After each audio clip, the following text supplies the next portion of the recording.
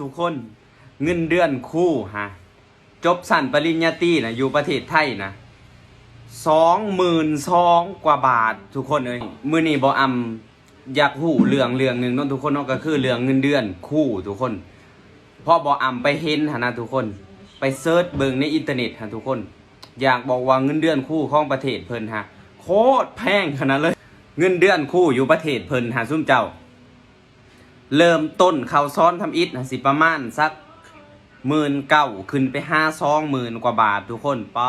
ตีเป็นเงินลาวเฮากันสบายดีและก็สวัสดีพี่น้องคนไทยทุกๆคนนะพี่น้องเด้อโอเคแล้วพี่น้องก็คืออย่างที่คลิปเบาอามเนาะขออนุญาตด้วยเบาอามก็คือเงินเดือนครูอยู่ประเทศไทยนะพี่น้องเนาะก็คือจบปริญญาตรีเนาะ20,000กว่าบาทเนาะแต่อันนี้คนบ่ฮู้นะว่าเงินเดือนครูอยู่ประเทศลาวเฮาจบชั้นใดแต่ว่าคนบ่ฮู้เนาะแต่คนได้ยินก็เจ้าว่าเพื่อสิได้รัฐกรอยู่ประเทศลาวมันโดนเนาะมันโดนบางคนใช้เวลาเป็น10ปีเพื่อสิได้เนาะบางคนใช้เวลาอาจจะ 2-3 ปีเนาะเพื่อสิได้บางคนนี่บ่ได้เลยสอนพรีละหลายปีเนาะพี่น้องเนาะอันนี้อยู่ประเทศลาวบางคนเนาะพี่น้องเนาะบางครูนะบ่แม่นว่าหมดทุกครูเนาะบางครูก็ได้ไวบางครูก็ได้ช้าแต่อันนี้ข้อยก็บ่ฮู้มันเป็นเกี่ยวกับอีหยังมันเกี่ยวกับการบริหารอีหยังมันก็คือข้อยบ่เข้าใจเนาะข้อยบ่ได้เรียนสูงเนาะพี่น้องเนาะข้อยก็เลยบ่ฮู้ว่าเป็นหยังอยู่ประเทศลาวเนาะทั้งที่ช่วงหลังนี่ก็คือเริ่มเอาทหารให้เป็นครูเริ่มเอาครูมาอีหยังสลับซับไปกันมาเนาะสลับซับเปลี่ยนกันมาก็คือก็บ่เข้าใจคือกันเนาะก็เลยสิมาเว้าเนาะพี่น้องเนาะก็คืออยู่ประเทศไทยเนาะก็คือมีค่อยก็ไปเบิ่งคอมเมนต์พี่น้องไปเบิ่งคอมเมนต์พี่น้องคนไทยไปอ่านเบิ่งว่าเขาว่าจังได๋มันแม่นแท้บ่เนาะก็เลยไปอ่านเบิ่งบางคนก็บอกว่าทหารเกณฑ์นี่เนาะได้เงินเดือน12,000นะพี่น้องขนาดทหารเขาเกณฑ์เนาะได้พี่น้องนะมันบ่ได้เรียนบ่หรือว่าใดๆเนาะพี่น้องเนาะเลือกเอาไปเป็นทหารซื่อๆนี่บ่หรือว่าจังได๋เนาะพี่น้องได้เงินเดือน12,000เนาะแล้วอยู่ประเทศลาวมีบ่ทหารเกณฑ์เนาะมีเนาะทุกคนมีแต่อยู่ประเทศลาวเขาสิเอิ้นว่าทหารพันธะนี่แม่นบ่เนาะหรือว่าจังได๋เนาะข้อยก็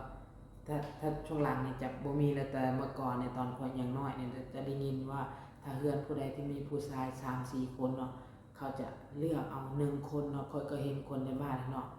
เขาก็เลือกเอา1คนเนาะพอเลือกไปแล้วบางคนผูกคอต่อแขนได้ก่อนสิไปเนาะก็คือบอกคนในหมู่บ้านอะไรเนาะอันนี้ตอนคนน้อยถ้าข้อยจำผิดก็ขออภัยเนาะแต่ข้อยจำในหัวข้อยยังจำได้ว่ามีคนไกลเฮือนคนผู้นึงเราเป็นผู้ชายนะแต่เฮือนเรามีผู้ชาย2คนเนาะและถูกคัดเลือกเอาผู้นึงไปเป็นทหารเนาะไปเป็นทหารไปบ่โดนเลยพี่น้องไปบ่โดนเนาะไปบ่โดนก็เลยกลับมาเนาะกลับมาเป็นประชาชนคือเก่าเนื่องจากว่าไปแล้วอยู่บ่ได้ก็คืออยู่ที่บ้านเขาเอิ้นว่าโตนทหารเนาะโตนทหารนี่ก็คือบ่อยากเป็นทหารนะเนาะโตนมาแล้วก็เมื่ออยู่บ้านคือเก่าเนาะพี่น้องประมาณนี้แหละแถวที่เคยได้ยินแล้วก็เคยเห็นมาเนาะพี่น้องประมาณนี้เนาะแล้ววันนี้ครูเนาะก็จะบอกเรื่องครูก็คือคลิปนี้ก็สิบอกเรื่องครูแหละแต่ก็เพื่อบ่ให้มันเป็นคลิปสั้นจนเกินไปเนาะถ้ามีเว้าเรื่องครูมันก็บ่ฮู้สิเว้าเรื่องหยังเนาะก็เลยต้องเว้าปนกันไปเลยนะพี่น้องเว้าทั้งครูทั้งทหารเลยเนาะเดี๋ยวมาจะบอกครูอีกต่อเนาะก็คือครูอยู่ประเทศลาวเนาะครูชนบทนี่อาจจะบ่ค่อยได้กินเงินเดือนนะพี่น้องนะบ่ค่อยได้กินเงินอัตราหยังต่างๆเนาะ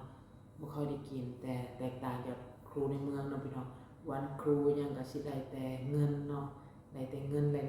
ยๆเนาะข้อยเห็นก็คือเขาวิจารณ์กันในตอนนั้นนะตอนเป็นวันครูแห่งชาตินะวันที่7ตุลาคมเป็นวันครูแห่งชาติเนาะก็เลยแบบว่าเขาวิจารณ์กันว่าครูในเมืองเนี่ยมาโซเงินเนาะมีแต่แบ่งแสนกีบมาโซให้เบิ่งนะแต่ไปเบิ่งครูอยู่บ้านนอกหรือว่าครูอยู่ชนบทผัดว่าได้อีหยังคือว่า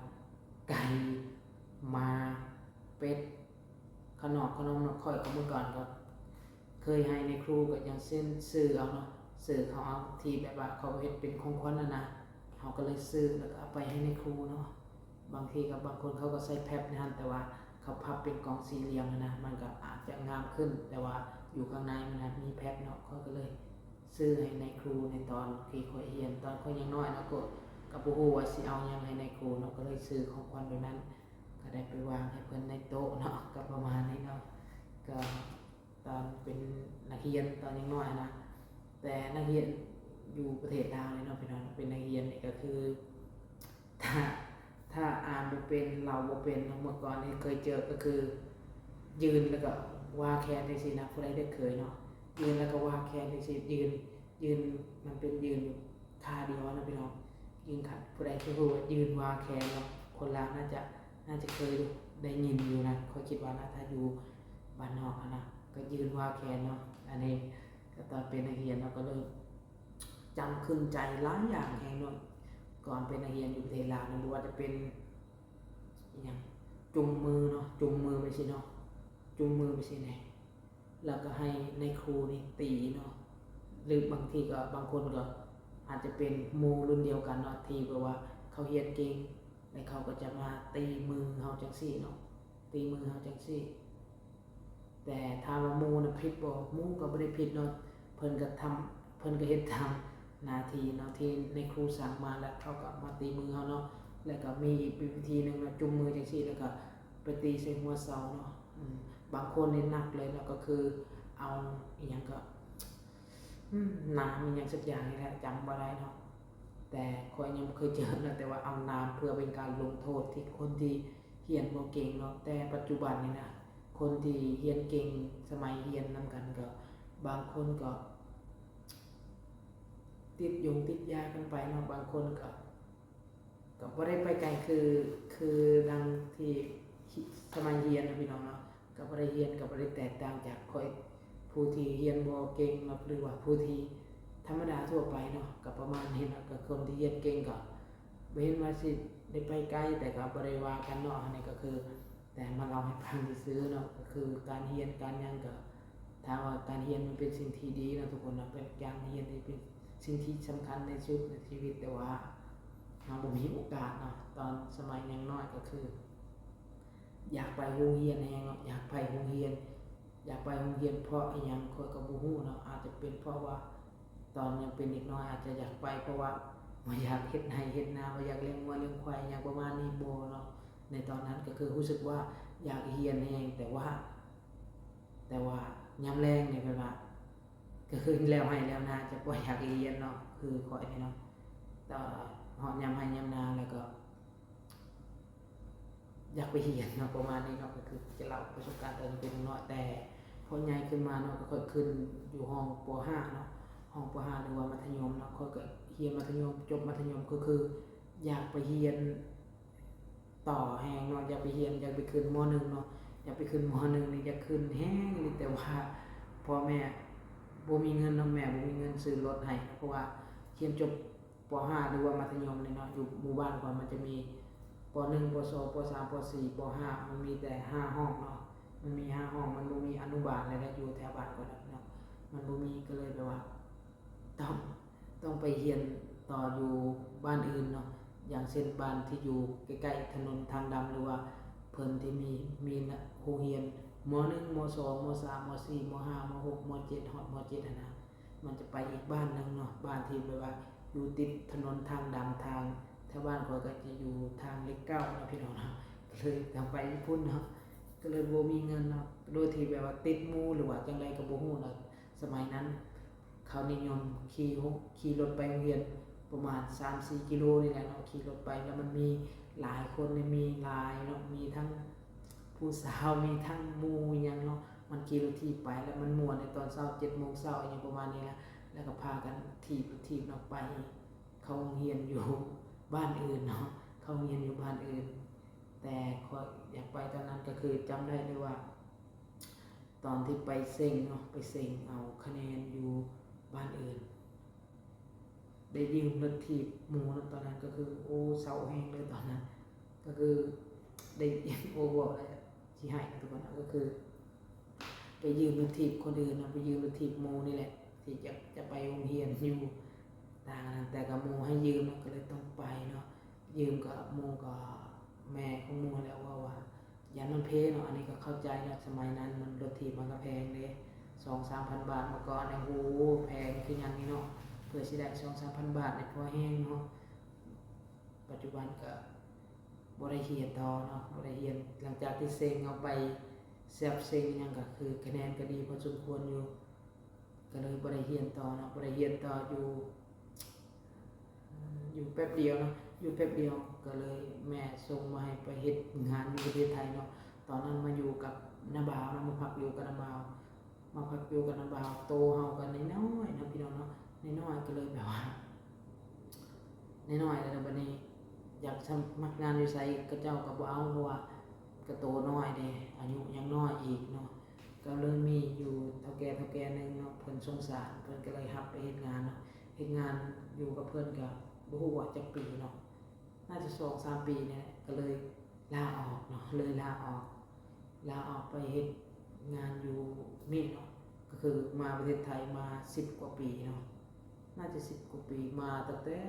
ช่วงประเทศไทยที่ว่ามันวุ่นๆนะทุกคนวุ่นๆนั่นแหละพี่น้องมาตอนนั้นแหละก็เลยมาจนทับมือนี่ก็คือเฮ็ดงาน2ที่เนาะที่นึงอยู่เพชรเกษมซอย48เนาะและที่2ก็คือสมุทรสาครเนาะจนณปัจจุบันนี่ก็บ่ฮู้เป็นหยังนะอยู่ไปแล้วก็อยู่ไปเรื่อยๆเนาะเงินเดือนก็บ่ได้สูงได้บ่ได้สูงแต่ก็บ่ได้ต่ำปานใดเนาะก็กลางๆประมาณนี้เนาะพี่น้องก็เลยอยู่ตามเลยจนฮอดปัจจุบันนี่ก็ยังเฮ็ดงานอยู่หม้องเก่าเนาะก็คือมาประเทศไทย10กว่าปีเนาะ10กว่าปีแต่อยู่งานแค่2งานนี่เนาะทุกคนแล้วก็คือว่าประสบการณ์ในการเฮ็ดงานอยู่ประเทศไทยก็น้อยเนาะก็คือย้ายงานแค่2ทีเนาะก็เลยค่อยมีประสบการณ์เกี่ยวกับการย้ายงานอย่างปานใดเนาะแต่ก็คิดอยู่ในหัวนะลองไปเฮ็ดร้านอาหารบ่เนาะหรือว่าจังไดเนาะค่อยๆเฮ็ดงานนี่ก็มันก็เกี่ยวกับพวกจิวเวลรี่นี่นะสีเทียนนะถ้าผู้ใดที่อยู่สายพวกแวนพวกหยังนี่น่าจะฮู้เนาะเกี่ยวกับงานจิวเวลรี่นี่นะประมาณนี้แหละเนาะก็เลยก็ในใจก็คิดว่าสิไปอีหยังก็คือขอเล่าเลยเนาะก็คือบอกไปเลยเนาะก็คืออยากจะไปลองเฮ็ดร้านอาหารเพื่อถ้าเป็นเฮ็ดกับข้าวเป็นเฮ็ดร้านอาหารเนี่ยเนาะในอนาคตเราเก็บเงินเก็บคำได้อยากจะไปเปิดร้านอาหารอยู่ประเทศลาวเนาะเพื่ออนาคตเนาะมันบ่แน่เนี่ยเพื่อประเทศลาวพัฒนาอย่างเนาะคนไทยเพิ่นไปเที่ยวอยู่ประเทศลาวเฮาหลายเนาะณปัจจุบันนี้เฮาก็อยู่ประเทศลาวเฮาก็เห็นคนไทยเนาะเขาไปเที่ยวอยู่ประเทศลาวหลายแห่งเนาะอยู่ทางบ้านเขาก็เห็นพี่น้องทั้งมาจากกรุงเทพมาจากจังหวัดนั้นจังหวัดนี้เนาะเฮาก็จะเห็นศรีสะเกษจังหวัดจังหวัดเลยหยังก็จะเห็นเนาะไปรถเพิ่นมาเที่ยวประเทศลาวเนาะเขาคิดว่าอนาคตเนาะถ้าประเทศลาวพัฒนาอีหยังมันพัฒนาเศรษฐกิจดีหยังก็คิดว่าคนไทยจะไปเที่ยวลาวเนาะเขาถ้าเฮาเป็นเฮ็ดอาหารเนี่ยเนาะไปเปิดร้านอาหารคนก็คิดว่ามันน่าจะดีนะแต่ก็บ่ฮู้เนาะบ่มีประสบการณ์เนาะต้องรอเบิ่งเนาะในประมาณนี้เนาะพี่น้องถ้ามักก็อย่าลืมกดไลค์กด Subscribe เพื่อเป็นกำลังใจให้เด้อพี่น้องเด้ออาจจะว่าบ่ม่วนหรือม่วนจังได๋ก็อย่าลืมกดติดตามกดใจให้ค่อยกดไลค์ให้ค่อยแน่เนาะพี่น้องกด Subscribe ให้ค่อยแน่เนาะที่สำคัญก็อย่าลืมแชร์เลยเนาะแชร์ให้คนเบิ่งในไลน์เพื่อจะเป็นกำลังใจเนาะก็คือช่วงนี้บ่มีคลิปยังลงเนาะก็เลยอยากจะหาคลิปมาลงก่อนว่าอย่าลืมเลยพี่น้องก็มีอันนั้นนำมีโซเชียล2อื่นนำเนาะก็เฮ็ด3โซเชียลแล้วนะตอนนี้3โซเชียลเลยก็คือแอปดำแอปฟ้าเนาะ3แอปดำแอปฟ้าแอปแดงเนาะ3ช่องเลยเนาะ3ช่องเลยผู้ใดที่เบิ่งจบเนาะถ้าคอมเมนต์มาเดี๋ยวก็จะบอกว่าช่องขอซื้ออีหยังแน่เนาะอย่าลืมเด้อทุกคนเด้ออย่าลืมเด้อพี่น้องเด้อโอเคเนาะคลิปนี้จบเท่านี้แหละ